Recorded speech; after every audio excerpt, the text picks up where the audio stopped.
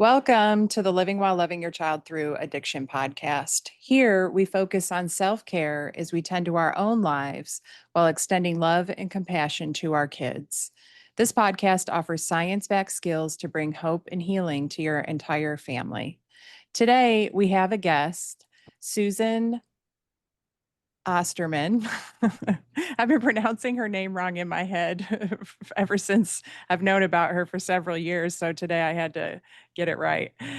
And so my brain's relearning and it doesn't do that fast. So our guest today is Susan Osterman, and I am going to let her tell us a little bit about herself and the advocacy work that she does and why she does that work.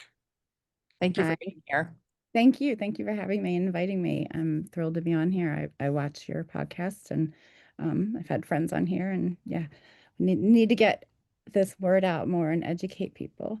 Yes. So I guess it's always best to start with my why because that'll trip me up later. Um, I lost my son in 2020. Actually, today is 5 years from the day of his funeral. Um, um, Watching him go through his years of addiction, I was completely uneducated. Um, I didn't understand the way our system works. I didn't understand the way treatment works. And I really went into an educational journey immediately after he was gone for answers. I wanted to understand, how did the Sacklers get away with it? Why are our drug laws the way we are or the way they are? So I went on a very intense learning journey and was constantly um, left with more questions. I truly thought that it was going to be like 2 weeks. I'd figure out why this happened and be satisfied with an answer, and I'd go back to my job. And it's been 5 years, and still I have more answers, but the solutions are so complex, and it's just a lot of work and time consuming. Um, so yeah, I advocate to keep this from happening to other people. As you know, living the life of grieving a child is horrific, and nobody should have to do it. So, that's really what compels me, and to make gentler paths for other people who are struggling. Mhm. So, the advocacy work that you started doing, can you tell us a little bit about that? Sure. I mean, it really comes around um, our policies. We are taught that drugs are bad. People who do drugs are bad. Um, they're treated as criminals. And that we know that's not true because we know our kids weren't criminals. They weren't bad people. Um, the people use drugs for a reason, and it's generally a coping skill because we have such a horrible mental health system in this country. Um, and we need to treat them with compassion. The other thing is our drug laws are just completely flawed. First of all, you look at alcohol, which is still kills people, 100,000 people or more a year. It's not scheduled, it's regulated, so we know what it is. Drugs are not regulated. That's the main reason people die is because they don't know what they're consuming or how much. Um, when alcohol prohibition was going on, we had people dying all the time because they didn't know how much or what they were consuming. We didn't target the drug, we targeted the problem, the policy, and we ended prohibition. Now, people still die in the hundreds of thousands a year because it's just not a safe substance. It's very dangerous and problematic, but it's also the easiest accessible. Um, we have much safer substances that people could use recreationally or even to self-medicate that are much safer than alcohol, but we don't have access to them because they're illegal. Um, and if you look into, the start of prohibition of drugs and all, I mean, it really does, it's racist. I mean, if you look at the crack cocaine disparities, the way that we were punishing people for crack cocaine, like 17 times worse than cocaine because of the population that was using it. Um, and cocaine was a much more higher class people that were using it, so the laws weren't the same. We also know that cannabis was targeted when they ended prohibition of alcohol because that they needed a jobs program. They needed to fill those jobs. Henry Anslinger he targeted I'm not gonna be able to think of her name. a singer. Uh, the jazz movement. They basically he was saying that we needed to prohibit cannabis because black men were coming after the white women, and cannabis was making them more susceptible. I mean, just horrific stuff. And they changed the name from cannabis to marijuana to make it sound more ethnic and Mexican, basically.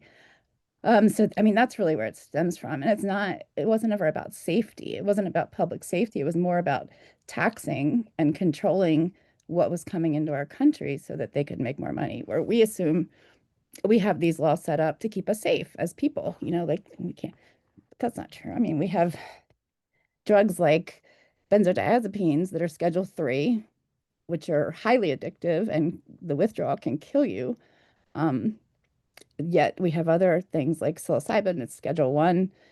It's so safe compared to the other substances. So I really went on to a journey of um, understanding drug policy, and it makes very little sense. If we had a regulated supply of all drugs, at least people would know what they're taking, and that could prevent so many deaths. You know. Yeah. Yeah. And when I reached out to ask you about being on the podcast, it was after reading an email that you had sent out about the bill that was going to be passed, pushing for harsher penalties around fentanyl.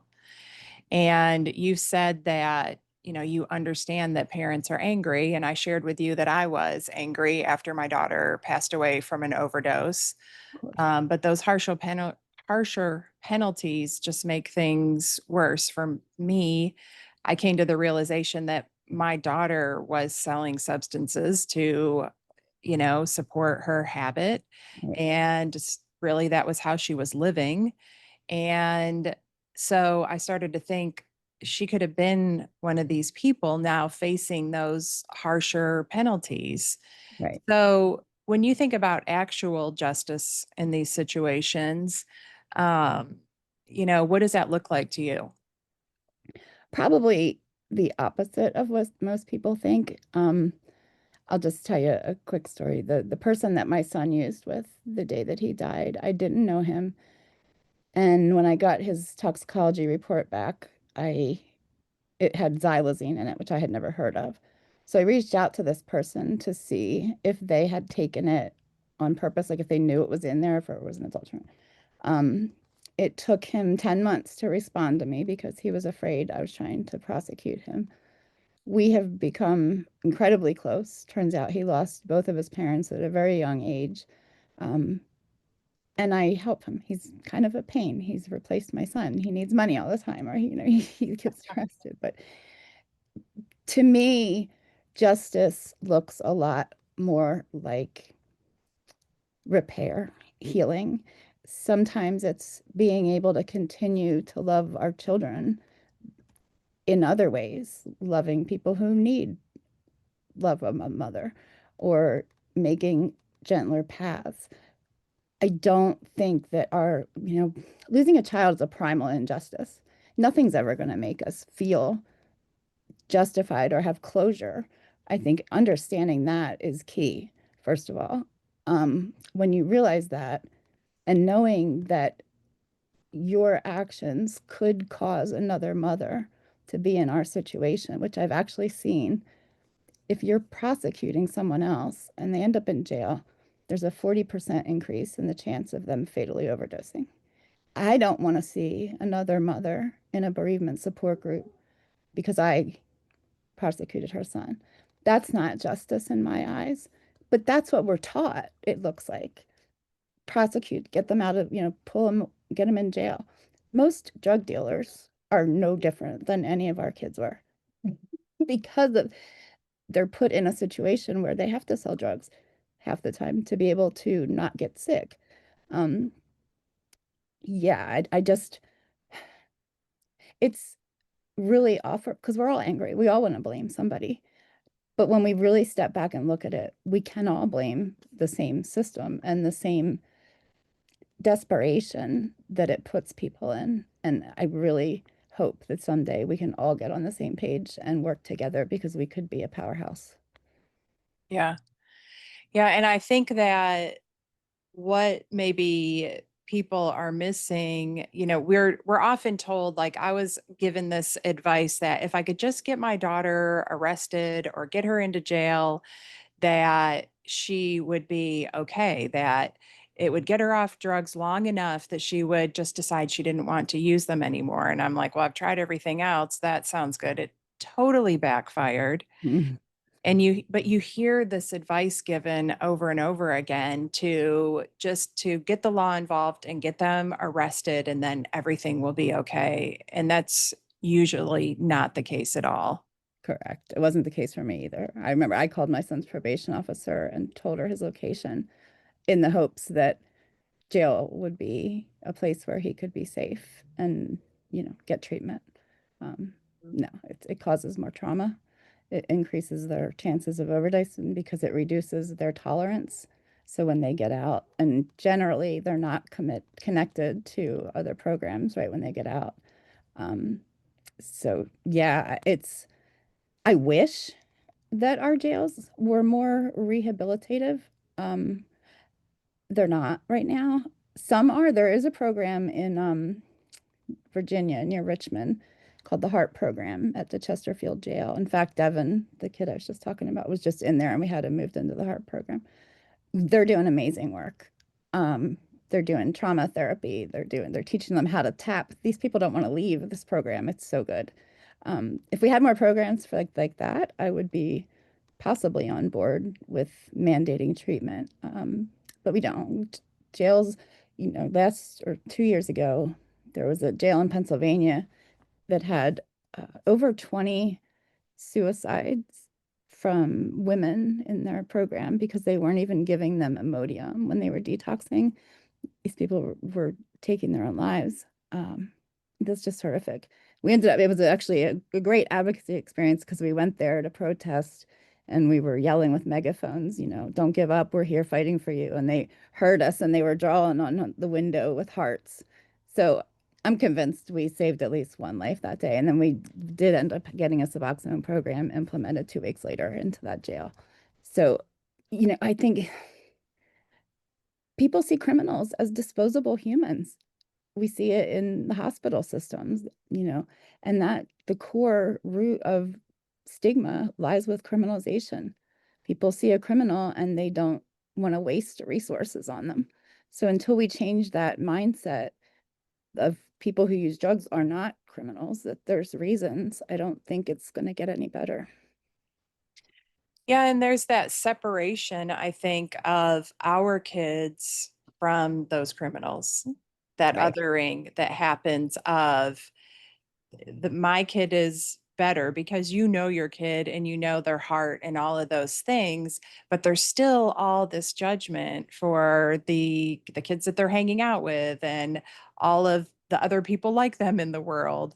And Yeah. it was like this awakening moment for me to realize they're all they're Same. all the same. They all have a reason. They're none is better than the other. No, our kids just may have had, more resources, more access to resources. And even then, it wasn't enough. But yeah, I think that's a very powerful moment is when you look back and can see the people that you may have been judging before and say, okay, wow, my child is no different. All of these people are the same. And, let's just be real about it. Like this has been happening for a long time. And the opioid epidemic is when it spread into suburban white communities and we were actually able to make more progress. And that breaks my heart. I feel like there's reparation there that needs to happen because these same problems have existed within marginalized communities for 50 years or more. Um, yeah. Yeah, the othering is just but I think that's a symptom of a capitalist two-party society. It thrives on othering. There has to be a poor to make people motivated to be rich, you know, um, which is just, I don't know what Yeah. to do about that, but yeah, I definitely think that's there. So why do these like the recent example with the harsher penalties around fentanyl, what's why is does that actually make things worse? Well, it's like I just said, anytime there's an increase in punitive approaches, it reinforces the criminalization. They're criminals, which limits services and resources going to them. Public officials don't want to allocate resources to criminals. So anytime you're passing laws that are increasing punitive measures, it's increasing stigma, which automatically reduces resources. Um, we know that prohibition and harsher penalties don't reduce drug use. It doesn't reduce the number of people who start using drugs. It doesn't make people want to stop using drugs. It pushes it deeper underground, which increases the volatility of the supply. It also causes more people to hesitate when calling for help. If you're with your friend and your friend overdoses, but you're afraid of being charged with murder, you're going to rethink calling the police. Um, we want people to feel like it's okay to call for help. We want people to feel like it's okay to go to their doctor if they have an abscess. They don't do that right now because of stigma. They know that they're not going to be treated right. There's a lot of harm being caused to people in our medical system, and that's why. Yeah, and there's that, we want more good Samaritan laws so that people feel safe calling 911 Right. and getting help. But then there's also the drug-induced homicide laws that are making everybody so scared. Um, so kind of talk through the impact that those drug-induced homicide laws are having on overdoses. Yeah, well, you hit the nail on the head. I mean, they directly impact the Good Samaritan laws. And a lot of states claim to have a Good Samaritan law, but I can tell you in Pennsylvania, it's pretty much worthless. They don't really offer protection in this state. There's counties that will arrest you in the hospital after you overdose immediately, like while you're still waking up. Um, there's families being separated because of these laws. I recently read an article about a man who was arrested for the overdose death of his mother and his father because he was the only one that survived, even though it was like his father that bought the drugs. But both the parents died. He was arrested. He's being charged with murder and all kinds of things. His son is now living with no grandparents, a father in prison.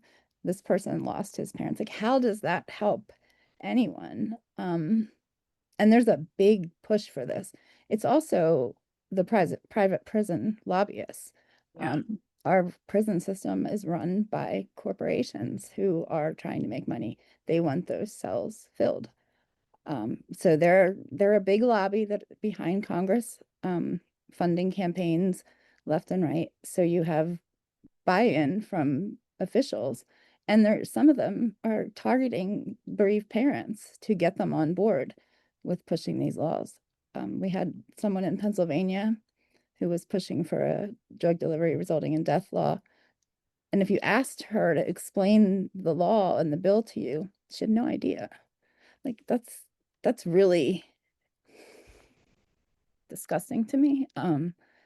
To prey on a newly bereaved parent to get a name on a bill that's going to cause more harm, that parent eventually is going to figure this out. And that lawmaker, like, I hope they can't sleep at night, because as you know, the last thing we want is more pain in this world. Mhm. Yeah. Yeah, and I think about there was a time in like before I came to real acceptance with Helena's substance use and that this was a part of our life and we weren't different than anybody else and all of those things where I would have been susceptible to getting put in that position because I still had all these stigmatized beliefs. I hadn't gone, these parents might have had not had the opportunity to go through the learning journey that you and I have gone through. But I think most people don't realize that prisons are a business, a for profit business, and that their lobbyists are actually very powerful and they are pushing for harsher sentences. And even the way they get paid is a setup for this to just not work well because they get paid by the filled bed by the day. So they're actually motivated to keep people in prison longer. And that's a big part of these harsher sentences. It is, and it's not just one. That's the other thing. We also have the prison healthcare groups that provide the healthcare in the prisons. That's a whole nother group. And you have the companies that provide commissary services.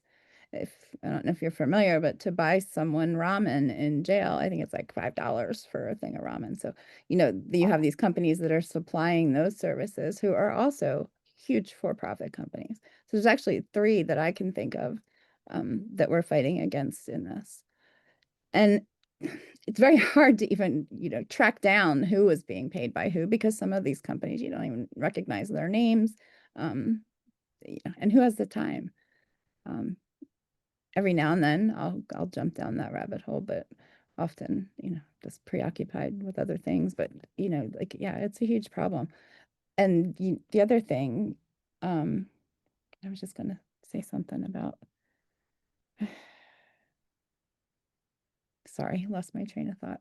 That's okay. You were talking about the other ways besides the prison that they're making money off of prisoners, like with the commissary and the healthcare. And sometimes probation. There's labs who provide drug testing for people on supervision. That's a big business as well. Um, Yeah, the interlock device, mhm. those I just happened to find out that they're a private company for a profit, and they're actually the reason that more people have to have those devices in their car now. Yeah, yeah, yeah. It's hard to wrap your head around sometimes, and I think that's really at the root of my advocacy is education, educating more parents of these things, because the more you know, I mean, like that was one of your questions about, what would I do differently? I would have been more educated. And that's really the goal of, speaking out, doing these podcasts is really just giving more people more information than I had. That knowledge can be life-saving, and we didn't have access to anything. And it's so hard to get that education for yourself. It took me years to find information that wasn't stigmatized. And then it kind of trickled in, and like you, I learned so much after my daughter passed away. And I think part of it is because I had this big empty space in my life to fill, right? I had the time, but now a parent is really struggling. They're trying to help their kid and learn in this system the way everything's set up against us learning. Yeah, and it's that desperation mode in your head. I was talking to Kathleen, Kathleen Cochran recently, and it's like when you have a child who's using heavily these terribly scary substances, you are no different than someone who's a war veteran being shot at all the time. Your brain has zero capacity to think outside the box or learn different things unless it's comes to you. It's going to be very hard to find new information. I mean, you are in that constant state of it's not even PTSD because you're in it constantly, worried about the phone call, worried about your child every moment. Um, that's why we have to find ways to reach those parents because you don't have the capacity to do a ton of research when you're constantly looking after your child. That's why the groups online and all are great, but even those, we're not reaching everybody. We have to get to those people because that information is life-saving. And I know for me, it's probably similar for you. Like when he would go to treatment, um, I saw those people as experts. I was going to do everything they said because they know and they're the, they have his best interests at heart. God, no. Like, kick your child out, you're enabling all that other BS was so harmful. And we went the whole spectrum. I went from, the tough love to, um, everything. I mean, we just did the whole spectrum. But thank God, you know, part of his story was he had contracted endocarditis and he needed open heart surgery. The hospital wouldn't give it to him, and I could tell they were lying to me. This is kind of where I started advocacy. Um, they wouldn't provide the surgery, so I had him transferred to another hospital that would provide it. Um, he died 4 months from the date of his surgery. So someone might look at that and say, well, the hospital, the first hospital was right. Why waste resources on somebody who's going to die anyway? Those 4 months were so important. That was when we healed our relationship. That's when I came to understand more and learn more and understand him more. And we really repaired everything. So when he did pass, um, he knew he was loved. And God, that is so important, as you know. I mean, it's just like, I remember when he first passed, we had a first sign was a thing on Facebook that my daughter received, and it said, "Tell my family that I love them." And I just remember being like, no, like, did he know we loved him? And but I was able to know. He knew he was loved. And so many families don't have that. And it's because of the information that we're given. Kick them out. You're gonna love them to death. Like, no, that's just not how it works. So yeah, we need access to better education so that because parents, you have so much power. But most kids are terrified, to be honest with their parents about what's going on because of the shame, because of how they're going to be treated, and because of how we're taught. Um, so yeah, I think that that's been the focus. And like you, I learned so much after he died. And I think the other driver is you're trying to understand what happened, why, when I was what I thought was a good parent. I did everything I was supposed to. Did the PTA, blah, blah, blah. How is my child dead? Like, what the hell happened? So you really do go on a educational journey. And, that's when I found Kathleen, joined her group and, was able to really learn a lot and pass that information on to other parents. But it's painful because, we're like, well, shit, if I hadn't known these things, my child might still be here. Yeah, that is definitely the hardest one.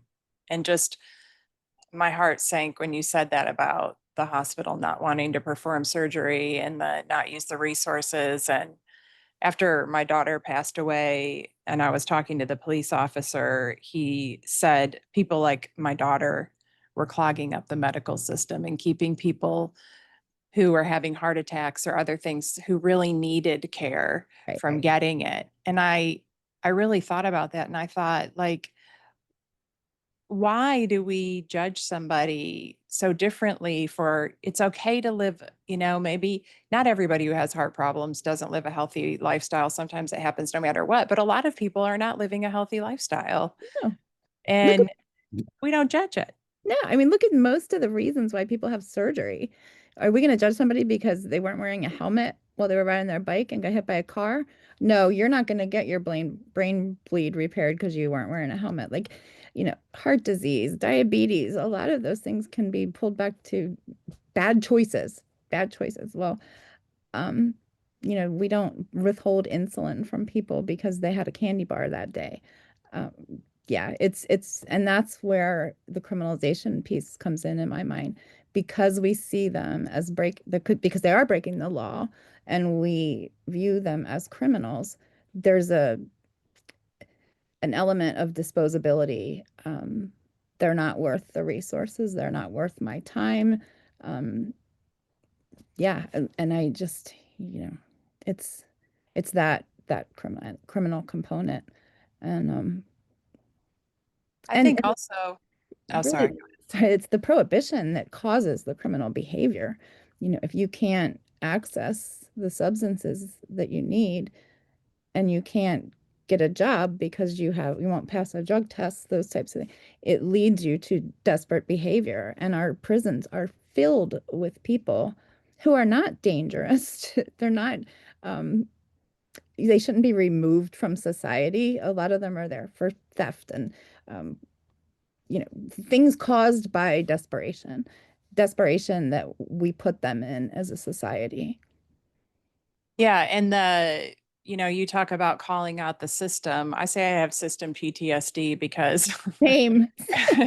it is really hard for me sometimes, like to be in a room full of people who work at treatment centers or something like that. And because that system perpetuated the stigma when I turned to them for help for my daughter and for myself, they perpetuated the idea that my daughter, it was her fault Hmm. in that she was disposable and, all of those things that you've already mentioned.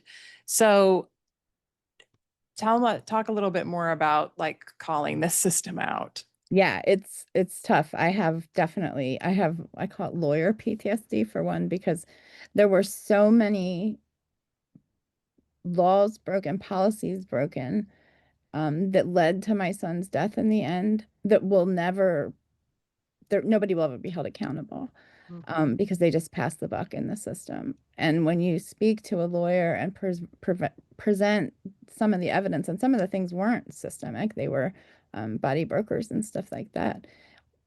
But when you're told you don't have a case, when you feel that injustice, as we do from losing a child, um, yeah, I even had an issue with a house, um, that we had purchased, and couldn't call a lawyer because I couldn't deal with being told I didn't have a case anymore. Like, the legal system has really, really impacted me, and I do have trauma and but it's a bad system. In my county, the state director of substance, drug, and alcohol, and the county director of drug and alcohol also played a role in his death. They know it. Everyone knows it. There's never been an apology. There's never been acknowledgement, because they're so afraid of being sued, which they should have been, but they're covered under sovereign immunity. But they stop talking to you because they fear you. They fear truth. They fear accountability. So you're treated and neglected. It's systemic neglect and re-victimization by these people who really control everything. It's the same people who now are in charge of managing opioid settlement funds. And that's like these people can't make good decisions. Why are they given this? Like, yeah, I completely get it. It's painful. Some of the moms in my state, we talk often about how we should engage with each other's counties. Like, you talk to my county, I'll talk to your county, because they see us as threats, even though, like, I'm pretty nice. I'm not, mean. I want truth. I want answers, and I want solutions. And they don't want to hear that. I mean, look how we treat addiction. It takes like 18 months for a person to begin to naturally regenerate dopamine and serotonin in the brain after they stop using opioids. Yet we give them a 5-day detox, 30 days inpatient maybe, and then they move into a sober home. When they return to use, they're treated as failures. Like, there's something wrong with you that you're not in recovery now. Um, how many times can a person go through that without giving up? I mean, we see it all the time. There's people unhoused in Kensington, and you hear often, well, they don't want to get better. They don't want help. Well, yeah, they're probably kind of sick of going through that cycle, and each time coming out feeling like more of a failure and more desperate because we pin it on them. It's not them, it's the treatment. Very, there, that's a whole nother, and that's controlled by insurance companies, controlled by legislation. Like, we really truly need to revamp our entire treatment industry and infrastructure. And until we do, that's why I am so supportive of harm reduction. We have an obligation to keep people alive and safe, regardless of what we think. Um, Yeah. yeah.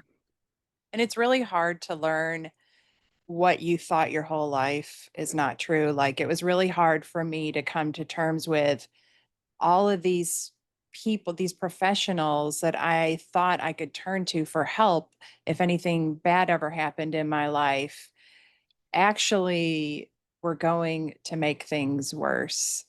That, you know, in everything, there's good people out there, Right. but there's more that aren't. And, every hospitals, doctors, treatment centers, all of it, and especially the insurance, I've had nightmares with that. It really, it creates so many barriers to a person getting help. And I would always think, like, if my daughter, excuse me, didn't have me advocating for her or me standing by her side, like, how could she do this? How does a person traverse this medical system alone?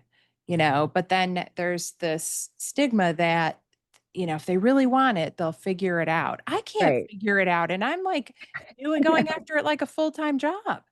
I know. I know. Yeah, I hate that because there is some truth to a person wanting to get better, but they also have to know that it's possible, like putting themselves in a position where they know they're not going to get the help they need is obviously going to impact their motivation for wanting to get better. Um, yeah, I don't like that. And it's very painful when you realize that. I remember about a year after my son died, I had learned some things through our legal system. And it was the first time since he died that I cried so hard that my eyes were swollen shut. I don't know if that happened to you, but like a couple days after he had passed, I looked in the mirror and saw that my eyes were completely swollen shut. Um, and it's a different pain, but I had gone through this and came to these realizations when I looked in the mirror and I was like, oh wow, um, this is like a primal, our whole foundation shifts. Like when you realize that the system that you believed in, the country that you believed in, the structure and the foundation that you built your life around isn't real and it's actually part of the problem, it's painful. And I understand why people don't just organically go that route. Um, Nobody wants to feel like the carpet's pulled from underneath of you, but you have to, I think, in order for us to change it and make it better, you really have to come to that point and accept that it's not what we thought it was. I wish it was. Um, but even if we were to try to rebuild it to where it was the system we were sold, these people are the professionals, this will help you. It it's not possible to unsee the roots of some of the racial motives and things like that. So I don't think it could ever be what we thought it was going to be or what we thought it was about, and it goes into so many other areas too, like drug policies. It's really one small piece. I mean, then you start thinking about, well, then you question everything, and the things that were taught in schools, the whole Columbus narrative. And um, I often think about what it would be like if it was women who came here and settled and how different things would be and how, we may have shut up and learned from the native people here and, had policies and structure based around the attachment to the earth. Um, it could be really cool. And I still have hope that maybe that's where we'll end up. Because they've got some pretty neat healing approaches and different ways of living that is, sustainable and beautiful. And I'm hoping we can get back to there. Yeah, like what I have learned through helping my daughter and trying to help her, like, has changed how I approach even my own healthcare. Like, Yeah. I go around the system as much as possible now because I'm just so frustrated by it. And I, like, we're so conditioned, like, you've got to use insurance, and it's got to be a doctor who takes insurance and all of these things. And now I don't even care. I mean, of course money comes into play, but if I can afford it, I'm going to go to the person who I know Right. will and can help me. And I've just let go of all of that idea that I've got to figure out how to have my insurance pay for it. Yeah, I just went through the same. My husband just retired, and so I don't have insurance right now because he retired. He's on Medicare, and my friends are like, "You've got to get insured," and I'm like, "No, I don't. I really like, like, yeah, I get it. I'll deal with that when it happens. Like, I'm not gonna live my life with those same um, ideas, and and it is healthcare is atrocious, and I've seen it now with my daughter just had a baby, and just issue after issue. And it's like, what is happening? My mother, they came in and took her blood, and a half hour later, someone else came in to take her blood for the same thing. And I was like, what are you doing? And they're like, oh, it's something different. So they came back in later, oh, yeah, you were right. Sorry. Like, what is going on? Like, and we have the most expensive healthcare. Like, for what? I question everything now. That's why everybody needs an advocate. And this system separates the person struggling with substance use from their advocates. hmm And if you take anything away from this episode, be the advocate. Like, don't let the system separate you from your kid. and listen to yourself. Yes. That's the thing that keeps me up at night because there were those times where you had that when you making a decision where you knew, but you didn't know because we're so detached from our inner voices and our maternal instincts. But I do believe that, had I listened to myself the whole time, he might still be here. One of the examples is that, like, he shouldn't live there. Like, and I remember feeling the same feeling I had when he was a baby, and they would tell us, let them cry to go to sleep. And you had that it just opened your heart. And I remember having that throughout his substance use. And yeah, that's what keeps me up at night. Like, we are the experts when it comes to our children. And there is nobody that knows more than that connection. And we need to trust ourselves more. Um, but in that same line of thinking, like, I have such a hard time now trying to teach my daughter these things that I've instilled in her throughout her life. And now it's like, oh, yeah, I was wrong about all that. Like, these doctors don't know. And your job, yeah, you're really great at it, but it doesn't matter. You should be home with your baby, like those kinds of things. It's like, and she's just like, okay, you've lost your mind. But, you know, it's a hard thing to unsell, with someone who, she's got this incredible work ethic and she's really successful. And I'm so proud of her. But also, I'm like, yeah, it doesn't matter. Like, Yeah. I You can't go through this experience of having a child struggling with substance use and then losing that child and having the foundation of everything you've ever known rocked, cracked wide open yeah, and not see the world. I think, to me, honestly, seeing the world differently is what's helped me get through it. Like, yeah, had I not learned the things that we were talking about learning, I don't think I would have made it through it. But the growth and the openness and the realization of, I know these things and am able to see these things because I'm meant to share it and I want to reach those families the same way that you do. So before we end, like, if there's parents who are listening to this and saying, I don't want to go, might not have the time to devote to advocating, but what are some small things that they can do to help change things? I think the most important small thing, and it's not small, is to talk about it. Don't isolate. Whether you have a child currently struggling or whether you have lost a child, talk about it. Talk about it and don't hide behind shame and isolation because the more people that are talking and normalizing it, the faster we'll get away from stigma. You have nothing to be ashamed of. There is no shame in any of this, no matter how much our system and society has told us that. Even your own support system. I know that there's parents out there who have lost a child and their immediate support system has that attitude of, well, they kind of deserved it because they were a drug user or whatever. That's not true. Losing a child is a tragedy, and losing a child to something like addiction is just as devastating and traumatic. And you deserve compassion, and you need to be gentle with yourself. And there is a network of us out there who are ready to support and educate. I think that that's the biggest thing, is to talk about it and defend it. None of our kids deserve to die. None of our kids wanted to die. Um, and speaking out helps the next person also be Yeah. able to speak out and come out with the shame. So yeah, I think that's something people can do.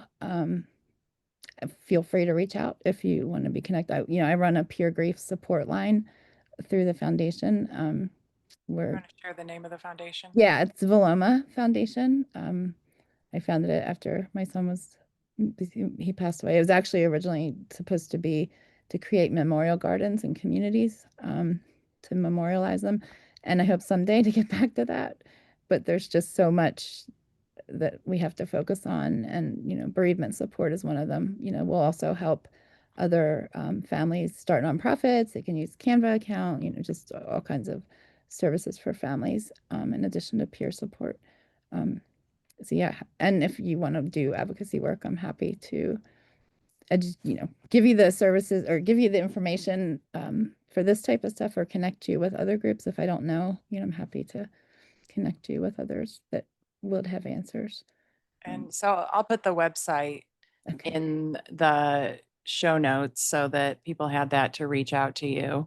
thanks. And is there anything we didn't cover that's really important to you before we finish up? Um, no, well, I would like to just plug Ibogaine. I don't know if you know a lot about that. I didn't share about it. That was one of the treatments my son really wanted to try, and we couldn't access it because he had the passport office was closed for COVID.